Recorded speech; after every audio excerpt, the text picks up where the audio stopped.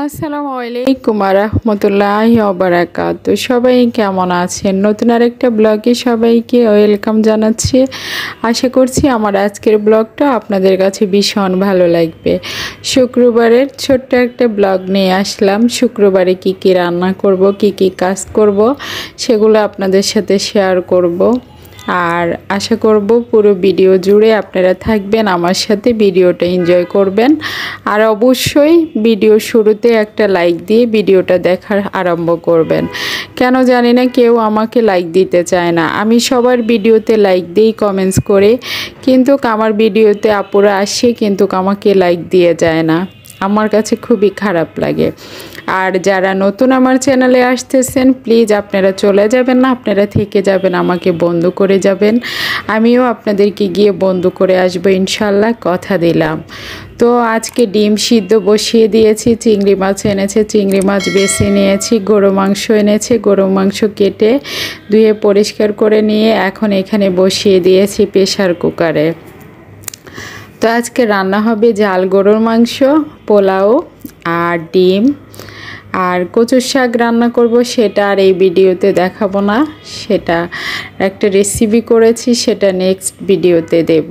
যাই হোক, তো আজকে আমার এই রান্নাবাড়াই আপনাদের সাথে শেয়ার করব। আর আশা করব আপনারা আমার পুরো ভিডিওটা দেখবেন।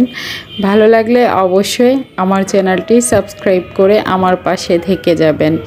আর পাশে থাকা বেল বাটনটি অবশ্যই অল করে দিবেন, এতে করে আমি নতুন ভিডিও আপডেট দিলে আপনাদের কাছে নোটিফিকেশন চলে যাবে আর আপনাদের সময় মতো আপনারা দেখে নিতে পারবেন। আর এখানে গরু মাংস বসিয়ে দিয়েছি। প্রথমে সরিষার তেল দিয়েছি, এলাচ, দারচিনি, লবঙ্গ, তেজপাতা, জায়ফল, জয়ত্রী, স্টার অ্যানিস আর আদা বাটা, রসুন বাটা দিয়ে ভালো করে ভেজে নিয়েছি। ভেজে এখন গরুর মাংসগুলো দিয়ে দিয়েছি।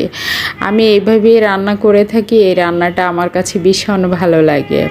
আর এই রান্নাটা করলে গ্যাস্ট্রিকের সমস্যা হয় না, এভাবে রান্না করলে আর চর্বিও বেশি থাকে না, পেট হয় না। যাই হোক, তো আমি এইভাবে রান্না করি, আপনারা চাইলে এইভাবে রান্না করে দেখতে পারেন। এই রেসিপিটা আমার চ্যানেলে আছে, যদি কারো দেখতে মন চায় তাহলে অবশ্যই দেখে আসতে পারেন। তো এই আদা বাটা রসুন বাটার মধ্যে খুব ভালো করে মাংসটা আমি ভেজে নেব। খুব ভালো করে মাংসটা কষিয়ে নিয়ে তারপরে আমি গুঁড়ো মশলা আলাদাভাবে একটা বাটিতে নিয়ে সবকটা মশলা গুঁড়ো মশলা অ্যাড করে গুলে রাখবো, এতে করে বাটা মশলার টেস্টটা পাবো। তো এখন আমি ভালো করে মাংসটা কষিয়ে নেব। আর অনেকেই জানি না কেন জানি না সাবস্ক্রাইব করে যান, কিন্তু করার কিছুক্ষণ পরে কেটে যায়। কেন জানি না এরকম করতেছেন, বুঝতেছি না। যাই হোক, তো যার যেটা আসলে ইউটিউব যারা করে, আমি যদিও ইউটিউবে এসেছি অনেক দিন হয়েছে, তারপরও আমি কিন্তু ইউটিউবে অত বেশি কিছু এখনও বুঝতে পারিনি, কারণ আমি শখের বসে চ্যানেলটা খুলেছি আর ছাড়তেও ভালো লাগছে না। যাই হোক, তো আপনাদেরকে রান্নার ফাঁকে দেখাতে আসলাম। দেখেন বাসার পাশে এখানে ইট ভাঙতেছে, পাশের বিল্ডিংয়ে কাজ চলতেছে, ইট ভাঙতেছে, প্রচণ্ড চাউন, প্রচণ্ড আওয়াজ আর অনেক গরম, একবারে মানে মাথা অস্থির হয়ে গেছে আমার। তো সেটাই আপনাদেরকে দেখাতে আসলাম। খুবই খারাপ লাগতেছে, কারণ গরমে রান্না করতেছি রান্নাঘরে আর সাথে ইট ভাঙার আওয়াজ, বুঝতেই পারেন কেমন লাগতেছে।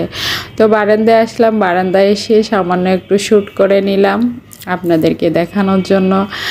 আর এই তো বারান্দার গাছগুলো আপনাদের সাথে একটু শেয়ার করে নিলাম, কারণ গাছগুলোয় পানি দিতে হবে। তো এই জন্য দেখলাম যে গাছগুলো শুকিয়ে গেছে, এগুলোর মধ্যে পানি দিতে হবে। যাই হোক, আর আলিপের কথা আর কি বলবো, আমার বিছানা গুছিয়ে তো আমার শান্তি নেই, কারণ সারাদিন বিছানার উপরে আলিপের খেলনা থাকবে। আর আলিপের খেলনার জন্য যে আমি একটু ঘুমাবো বিকালে বা দুপুরে ভাত খেয়ে বিকালে ঘুমাবো সেই সুযোগও নেই, কারণ ওর খেলনাগুলো সারাদিনে আমার বিছানার উপর থাকবে। কত খেলনা আমি ফেলে দিয়েছি, প্যাকেট করে রেখে দিয়েছি, তারপর ওর খেলনার কোনো শেষই হয় না। যাই হোক, তো খেলতেছে, সবাই ওর জন্য একটু দোয়া করবেন। ও আসলে একটু কয়দিন পর পর অসুস্থ হয়ে যায়।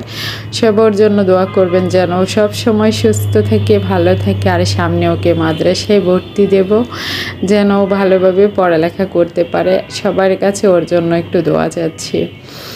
আর এই তো ও খেলাধুলা করতেছে ওর মতো করে। আর কিছুক্ষণ পরেই ট্যাব নিয়ে বসবে, হয় এগুলো দিয়ে খেলবে, নয় ট্যাব নিয়ে বসবে। ওর কাজ হচ্ছে এই দুইটা। চলে আসলাম তো আবার রান্নাঘরে এসে দেখলাম মোটামুটি মাংস কষানো হয়ে গেছে। এখন আমি যে মশলাটা আগে থেকে রেডি করে রেখেছি, সবকটা গুঁড়া মশলার একটা পেস্ট তৈরি করে রেখেছি। এখন আমি সেই পেস্টটা এখানে দিয়ে দেব।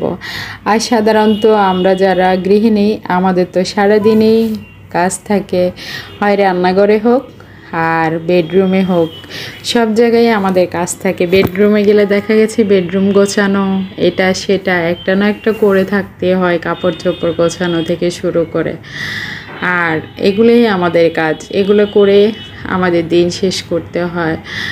আর ইউটিউবিং আসলাম শখের বসে, যে কি করব সেগুলো শেয়ার করব। আর আমি বেশি একটা ভিডিও দিতে পারি না, কারণ আমি একটু অলস টাইপের, তো সেজন্য বেশি একটা ভিডিও করি না, দেওয়া হয় না।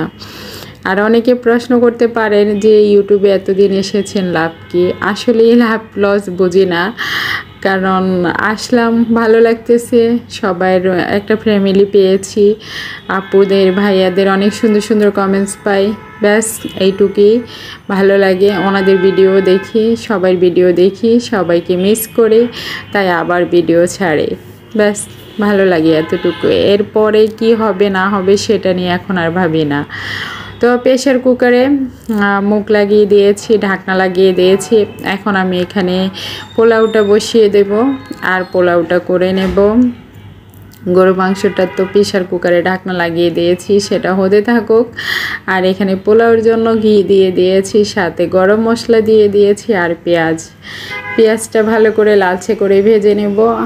আজকে দুঃখের বিষয় হচ্ছে আজকে বাসায় লিকুইড দুধ আনা নেই, আর কাউকে দিয়ে যে দুধ আনাবো সেরকমও কেউ নেই, বাট আমিও যেতে চাচ্ছি না। তো আজকে দুধ ছাড়াই পোলাওটা করব, সমস্যা নেই, তাও মজা হবে। প্রতিদিন দুধ দিয়ে খাওয়া লাগে না, আজকে একটু দুধ ছাড়া খাবো। যাই হোক, দুষ্টামি করলাম। তো এই তো চালগুলো ভালো করে ভেজে নিচ্ছি। একটু আদা বাটা রসুন বাটা দিলে খুব সুন্দর ফ্লেভার আসে পোলাও থেকে, কেউ চাইলে দিতে পারেন, কারণ খুব সুন্দর একটা ফ্লেভার আসে আদা বাটা রসুন বাটা। আর গাজর কুচি দিয়ে দিয়েছি, কালারটা সুন্দর আসবে। আর আজকে কিশমিশও দেব না, কিশমিশটা দিলে আলিফ খেতে চায় না, ও পছন্দ করে না। কিশমিশ মটরশুঁটি এগুলো দিলে আলিফ রাইসটা খেতে চায় না, ও পছন্দ করে না। তো আমার গরু মাংসটা হয়ে গেছে, মাশাআল্লাহ অনেক মজা হয়েছে, তাজা গরু মাংস, দেখতে অনেক সুন্দর হয়েছে, খেতেও মাশাআল্লাহ ভীষণ মজা হয়েছে। আর একটা কথা বলি, সেটা হচ্ছে আপনারা হয়তো বলতে পারেন যে গরু মাংসের মধ্যে আমার আলু থাকে কেন? গরু মাংসের মধ্যে আমার আলু থাকতেই হবে, মাস্ট। সব তরকারিতে আলু দিতে হবে, কারণ আমার আলিফ একমাত্র আলুই খাবে, আর ওর খাবারের মধ্যে আলুটা ওর প্রিয় খাবার, আলু না দিলেও আর কি দেখাবে। যাই হোক, তো আমার সব রান্না শেষ, ডিম করে নিয়েছি, পোলাও হয়ে গেছে, গরু মাংস হয়ে গেছে, আমি এখানে খাবার বেড়ে নিয়েছি। এখন আমি আর আলিফ খাবো।